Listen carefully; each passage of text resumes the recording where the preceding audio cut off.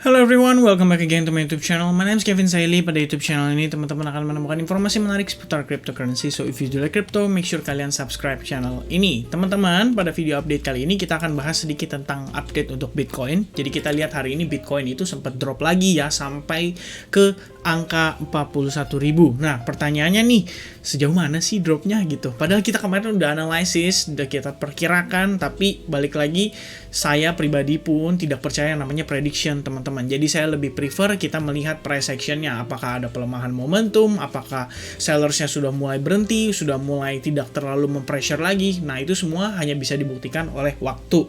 Dan kita sebagai trader sendiri, saya percaya tugas kita hanyalah bereaksi atas kondisi market yang terjadi.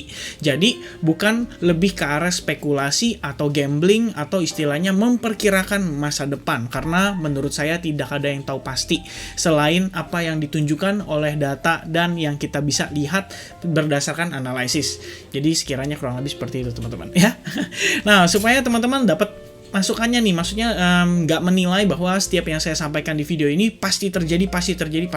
Enggak, saya juga sama teman-teman, kita juga sama-sama mencoba untuk menganalisa berdasarkan data yang kita punya, mungkin dari data on-chain, mungkin dari volume, mungkin dari momentum atau RSI, macam-macam tata cara kita untuk melakukan analisis. So, make sure kalian bijaksana dalam memanfaatkan yang saya sharingkan di dalam video ini. Balik lagi, technical analysis adalah data yang bisa kita manfaatkan untuk memperkirakan sejauh mana sih market itu bisa bergerak turun atau naik, ibaratnya seperti itu teman-teman. Alright, so kemarin kita udah sedikit bahas tentang Decentraland, terus saya lihat ada beberapa komen yang request ini sebenarnya udah berkali-kali ya, kayaknya saya lihat request ya. Salah satunya adalah The Grab ya, dari Salamun. Ini kalau misalnya teman-teman setuju, make sure kalian bantu teman-teman kalian yang mau juga didiskus seputar The Grab di video ini ya, komen di kolom komentar.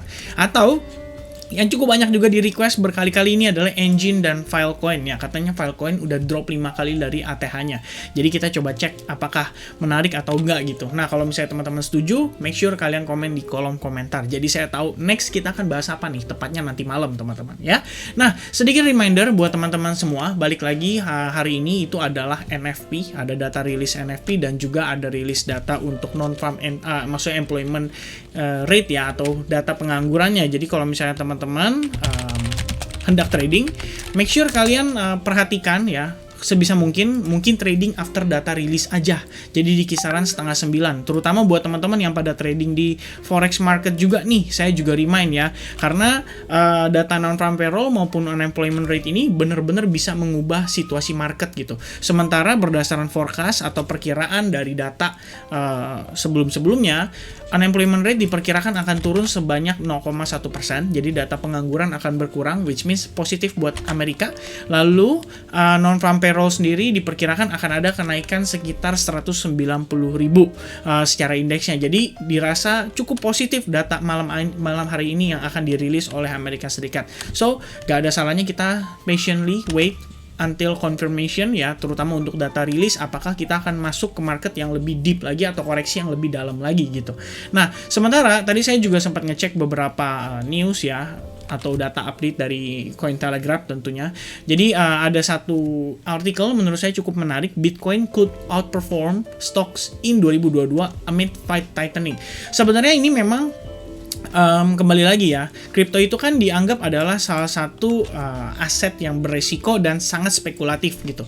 Cuma memang ada beberapa orang yang menyatakan bahwa ini tuh sebenarnya cocok untuk reserve asset atau reserve currency gitu, which means sebenarnya bisa jadi alternatif orang buat investment.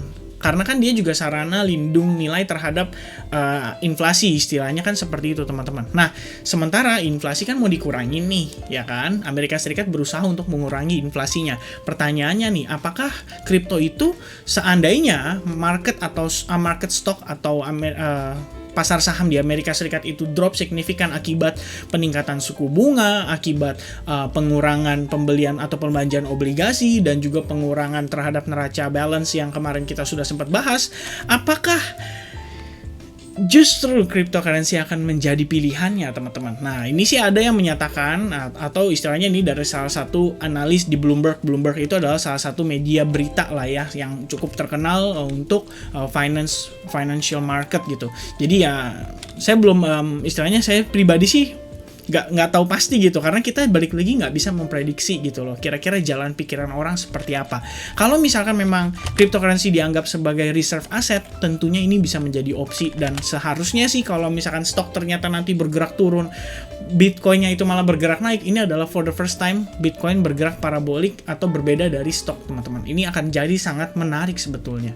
Oke, next one, ini ada artikel juga sama sebenarnya. Jadi beberapa trader menyatakan bahwa drop sampai ke $38.000 itu adalah worst case scenario, which means sebenarnya kita sama-sama tahu ya, ada beberapa indikasi para whales itu melakukan akumulasi atau mulai start buyback Bitcoin-nya gitu. Dan sebenarnya kalau ngelihat chart sih, ini sebenarnya menurut saya cukup menarik, teman-teman. Ini kita anggap bodoh-bodohan saja ya. Ini kan penguatan nih ya, signifikan. Yang bisa bikin Bitcoin drop sampai ke bawah-bawah lagi itu adalah orang-orang yang ada di sini, teman-teman. Jadi kalau mereka melakukan sell off juga atas pembelian mereka di sini, ya lebih kurang ya kayak gitu ya. Artinya memang Bitcoin kena dumpnya itu karena orang-orang ini gitu. Tapi kalau misalkan orang-orang ini seharusnya sebentar lagi soon or later kita akan melihat limitation penurunan itu sudah mulai berpotensi menjadi area bottomnya gitu loh. Ya kira-kira seperti itu, karena mereka yang beli ya udah dump ya dari atas ini gitu kan, istilahnya panic selling dan lain sebagainya ya.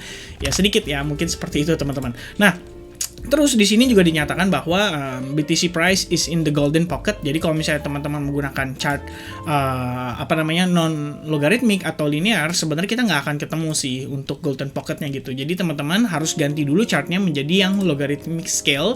Kalian tinggal klik di bawah kanan ya, di sebelah kanan bawah dekat tulisan auto sama percentage itu ada log. Kalian klik lognya, lalu kalian gunakan Fibonacci retracement. Kalian tarik dari swing low ke swing highest-nya dia, which means ya high point di kisaran area $69.000 ya waktu 10 November lalu. Lalu jangan lupa teman-teman diaktifkan Fibonacci level based on logarithmic scale-nya. Jadi kalau kalian sudah aktifkan, kalian baru bisa dapat nih Fibonacci yang tepat yang bisa digunakan pada chart logarithmic scale. Dan sebenarnya kalau misalkan memang sih berdasarkan chart logarithmic, kita itu masih baru mau ngetes kisaran Fibo 61,8%, which means orang banyak percayai bilang ini adalah sebagai golden pocket atau golden ratio, di mana biasanya kalau berdasarkan teorinya Fibonacci itu memicu orang-orang untuk melakukan action atau melakukan sesuatu lah ya, dan 61,8% itu adalah golden ratio-nya ya, istilahnya dipercaya kayak lingkaran keong itu 61,8 apa gitu, terus ada bunga juga 61,8. Nah, apakah Fibonacci 61,8% ini akan membantu kita untuk melihat Bitcoin itu bisa rebound dari sini gitu? Apakah Bitcoin itu bisa mendapati tumpuan pada kisaran level tersebut gitu? Karena memang sebenarnya kalau kita perhatikan teman-teman, ini kita zoom in a little bit ya. Di area ini juga itu terdapat bisa dikatakan key support atau kunci support yang paling penting yang bisa nahan laju penurunan Bitcoin, teman-teman. Kalau kita lihat, ini support sebelumnya itu benar-benar kepake banget ya. Waktu terakhir kita sebelum rally signifikan menuju ke new all time high-nya, Bitcoin itu struggling di kisaran bulan Juli sampai di kisaran ya dari Juni lah ya sampai kisaran bulan Juli itu struggling dengan resistance 40.000. Banyak orang pada kala itu bilang, simple aja, sederhana aja, break 40.000 artinya new all time high, breakdown dari 30.000 artinya kita balik testing ke all time high di tahun 2017. Nah, sekarang nih posisi kita itu lagi mencoba testing terhadap kunci support kita di kisaran $40.000 yang juga ternyata merupakan Fibonacci 61,8% atau golden ratio-nya. Selain itu, kita juga bisa lihat teman-teman pada RSI sendiri di sini menunjukkan kita sudah mulai memasuki area oversold-nya. Pertanyaannya nih, apakah soon or later kita akan ngelihat Bitcoin bisa rebound gitu ya? Nah, sebenarnya kalau misalnya kita mau expect dia reboundnya langsung signifikan kayak gini, saya rasa akan sulit teman-teman. Tapi setidaknya kalau untuk masa-masa seperti sekarang ini, ada baiknya kita lebih baik menunggu hingga Bitcoinnya mulai tersideways aja terlebih dahulu. Itu udah lebih dari cukup teman-teman ya. Dalam artian kita udah lihat pressure dari seller sudah nggak berlanjut kembali, dan akhirnya tinggal menunggu saja teman-teman sampai Bitcoin, terutama untuk whales yang belanja Bitcoin, itu menunjukkan ke kita pertanda atau sign bahwa dari price action sendiri Bitcoin itu sudah siap rebound. Mungkin dengan reversal chart pattern seperti double bottom atau inverse head and shoulders, or maybe kalian bisa bilang kayak yang simple aja deh, misalkan hammer pattern atau three river morning star pattern, dan itu berada di dekat sekali dengan area support. Berarti itu bisa memberikan indikasi positif terhadap pergerakan Bitcoin. So, untuk kali ini teman-teman, saya tetap akan stick dengan strategi atau dengan lebih tepatnya apa yang ditunjukkan oleh chart ke kita, yaitu dengan right angle descending broadening wedge patternnya. So harapannya adalah kita bisa terpantul dulu deh untuk testing ke area atasnya, baru kemudian dia create higher low before akhirnya dia terjadi breakout kembali. Nah, itu adalah skenario untuk si right angle descending broadening wedge pattern. Selain itu, sebenarnya di sini kita juga bisa lihat ya, terbentuk semacam trend line, dimana kalau misalnya kita ubah itu dari time frame daily menuju time frame hourly, tepatnya 4 jam, kita bisa lihat teman-teman trend line ini yang seperti saya katakan sebelumnya ya di video yang terakhir, saat kita sudah breakout memang sebenarnya kita melihat adanya indikasi positif. Cuman karena teman-teman tahu ya, kalau saya sebelumnya kan udah pernah bahas nih, big fund zone sellers kita itu berada di kisaran 58.000. Jadi selama kita belum break dari level ini, sebenarnya ini masih market sellers. Jadi akan lebih gampang memicu orang untuk terjadi sell off dibandingkan buyback terhadap si harga Bitcoinnya saat ini. Dan karena kita sekarang sudah confirm, istilahnya nih create semacam lower low, kita bisa asumsikan teman-teman untuk sementara waktu ini, balik lagi disclaimer ya, ini menurut pandangan saya, kita bisa asumsikan bahwa di area inilah saat ini bisa memicu kembali sell off terjadi, which means itu di kisaran $48.000 ya. Ini harusnya menjadi area penting untuk kita perhatikan. Kalau misalkan Bitcoin berhasil confirm break dari area ini, harusnya sih pergerakan Bitcoin at least secara short term itu akan menjadi lebih positif dibandingkan seperti sekarang ini yang terkena pressure dari bearish. Dan untuk tambahannya teman-teman, seperti yang teman-teman ketahui, saya di sini menggunakan Fibonacci Trend Based Extension untuk kita melihat potensi target bagian bottomnya. Dan kali ini saya munculkan Fibo 1272, di mana saat ini kita mendapatkan reaksi cukup oke di kisaran Fibo 1272. So hopefully reversal yang terjadi di sini, atau lebih tepatnya harga yang tertahan di kisaran level ini bisa di follow up dengan baik oleh para buyers ya, untuk kembali membuat Bitcoin setidaknya terrecovery sampai kisaran mungkin 45.000 terlebih dahulu, supaya closing weekly-nya kita itu bisa sedikit lebih baik teman-teman. Alright, so untuk next update kita akan bahas lagi mungkin untuk Bitcoin lebih detail, terutama untuk time frame weekly, karena kita sekarang juga sudah memasuki hari Jumat. Lalu teman-teman make sure bantu komentar tadi ya yang sudah saya request, kira-kira kita enakan bahas apa sih? Engine kah, Filecoin kah, atau mungkin si The Graph kah ya?